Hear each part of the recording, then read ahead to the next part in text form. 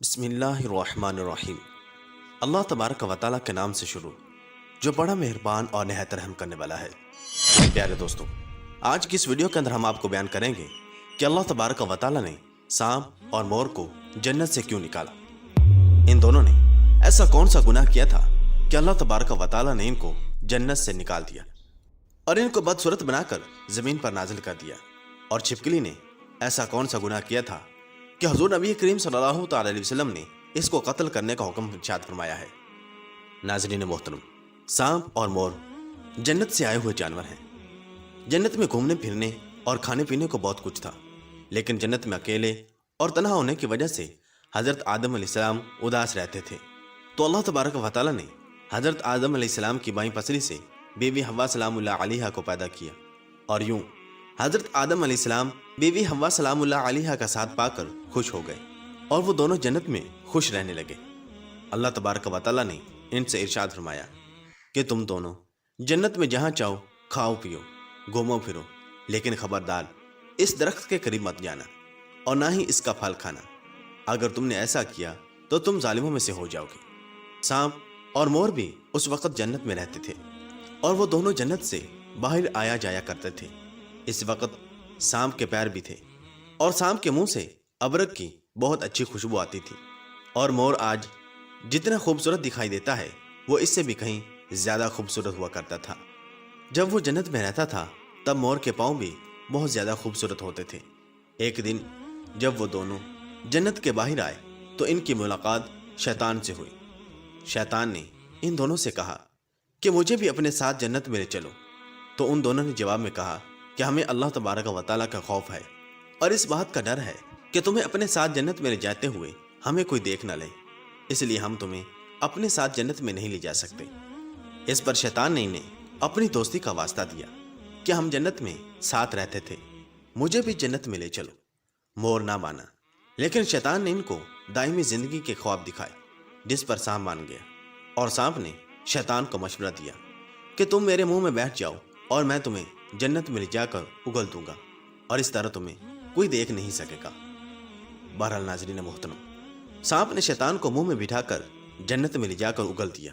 اس طرح شیطان دوبارہ جنت میں داخل ہونے میں کامیاب ہو گیا۔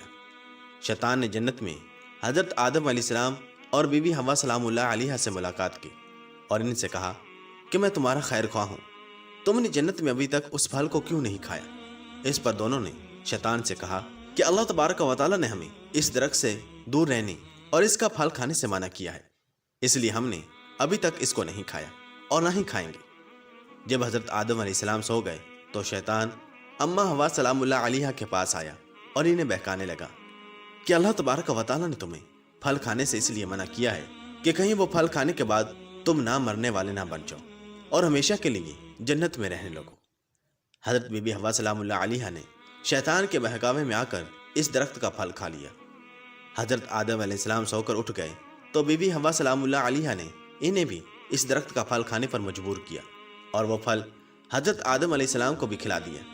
جیسے ہی دونوں نے اس درخت کا پھل کھایا تو ان کا جنت کا لباس اتر گیا۔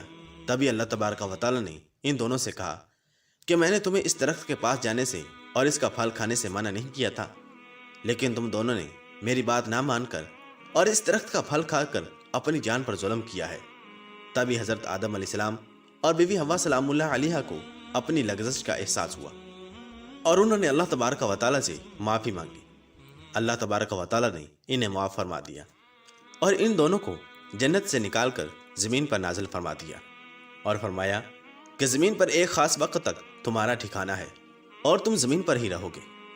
اللہ تبارک و تعالیٰ نے شیطان کو جنت میں لے کر آنے پر مور کی خوبصورتی چھین لی، اور جن پیروں سے وہ شیطان کو جنت میں لے کر آیا تھا انہیں بدصورت بنا دیا، اور جس سانپ نے مور کو شیطان کی مدد کا مشورہ دیا تھا اللہ تبارک و تعالیٰ نے اس کے منہ سے ابرک کی خوشبو چھین کر سانپ کے منہ میں زہر بھر دیا، اور سانپ کی ٹانگیں چھین کر مور اور سانپ کو جنت کی اس خوبصورت جگہ سے ہمیشہ ہمیشہ کے لیے نکال دیا۔ بحوالہ تحف العقول۔ پیارے دوستو، اور چھپکلی ایک رینگنے والا جانور ہے جو ہمارے گھروں میں عموماً پایا جاتا ہے۔ چھپکلی کی کچھ اقسام تو بالکل زہریلی نہیں ہوتی، لیکن بعض ایسی زہریلی ہوتی ہیں کہ اگر وہ کسی انسان کو اپنی زبان لگا دیں تو انسان مر سکتا ہے۔ چھپکلی ایک ایسا جاندار ہے کہ جس کو دیکھ کر ہر انسان ہی کراہت محسوس کرتا ہے۔ خاص کر گھر کی خواتین کے لیے تو چھپکلی والے کمرے میں سونا بھی محال ہو جاتا ہے۔ ناظرین محترم، تذکرۃ الاولیاء میں ہے کہ ایک شخص حضرت مولا علی رضی اللہ تعالیٰ عنہ کے پاس آیا اور عرض کرنے لگا کہ چھپکلی کو مارنا جائز ہے یا نہیں۔ تو حضرت علی رضی اللہ تعالیٰ عنہ نے ارشاد فرمایا کہ نبی کریم صلی اللہ تعالیٰ علیہ وسلم نے ارشاد فرمایا کہ چھپکلیوں کو مارا کرو۔ چھپکلیوں کے مارنے کا حکم دیا کیونکہ یہ حضرت ابراہیم علیہ السلام کی آگ پر پھونکیں مارتی تھی۔ بحوالہ بخاری شریف حدیث نمبر 3359۔ پیارے دوستو، چھپکلی واحد خلقت ہے۔ جب نمرود نے اللہ تبارک و تعالیٰ کے نبی حضرت ابراہیم علیہ السلام کو آگ میں ڈالنے کا فیصلہ کر لیا تو ہر جانور اس آگ کو بجھانے کی کوشش کر رہا تھا اور یہ خوش ہو کر اس آگ کو بھڑکا رہی تھی۔ تبھی سے اللہ تبارک و تعالیٰ نے اس پر لعنت بھیج دی اور اسی وجہ سے اس کو مارنا یا اپنے گھر سے بھگانا گناہ نہیں ہے۔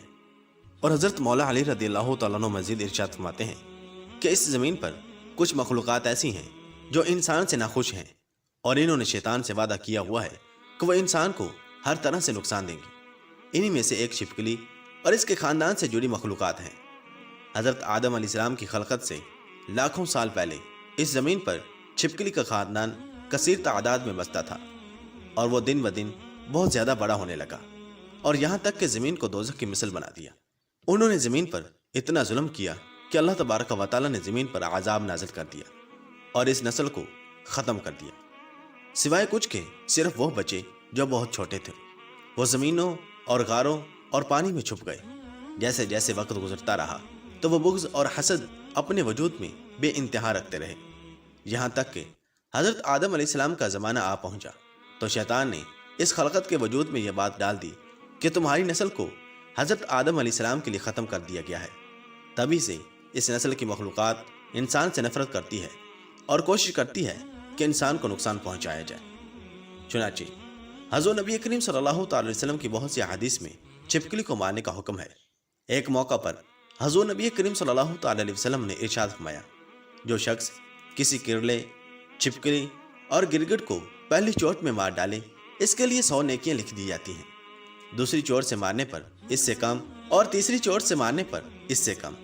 بحوالہ صحیح مسلم شریف حدیث نمبر 2240۔